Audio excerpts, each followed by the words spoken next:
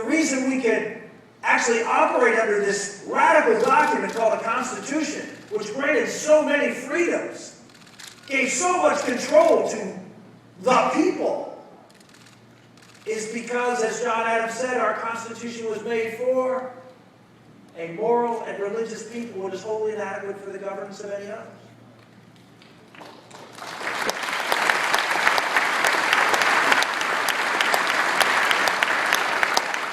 There's a bunch of free people running around doing whatever they want to do, pursuing happiness as we understand it today, and where do we end up with?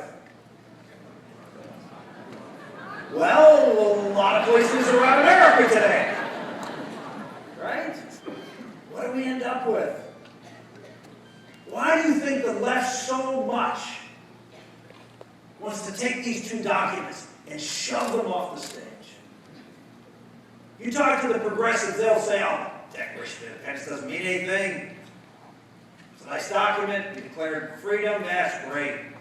Declared our independence, great. Doesn't mean anything. It's not an official document of the country. It's not a law of the country. We should pay no attention to it. We should untether this country from that document. And in so doing, we begin to look like other countries around the world who have constitutions not unlike ours.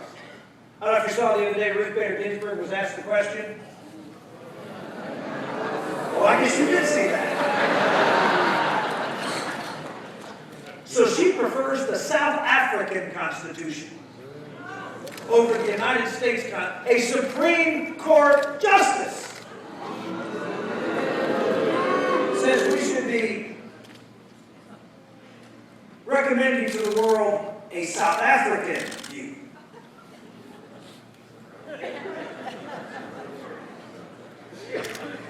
And the Constitution is a living document, and that ours is outdated. And if it wasn't for her and some of her friends on the court, it wouldn't be anything that she would even think to recommend. She said it was okay. Ladies and gentlemen, you have an effort in this country right now to separate the Declaration from the Constitution and change the whole nature of the Constitution by 5 people on a Supreme Court because this is a living document. We've seen this happen before. At the same time of the American Revolution, there was another revolution shortly. That was the French Revolution. The French Revolution had a constitution, their first, I think, 18 that they've now had. It was not unlike the American Constitution. But their founding documents, their founding creed was 3 words. Liberty, good. Equality, good. Fraternity, problematic. Why? Because fraternity, not paternity. They did not get rights from God. They were expressly anti-God, anti-clerical revolution, where the rights came from each other. Exactly the direction Barack Obama, and Justice Ginsburg, and so many on the left would like to take us. Disconnect from God-given rights.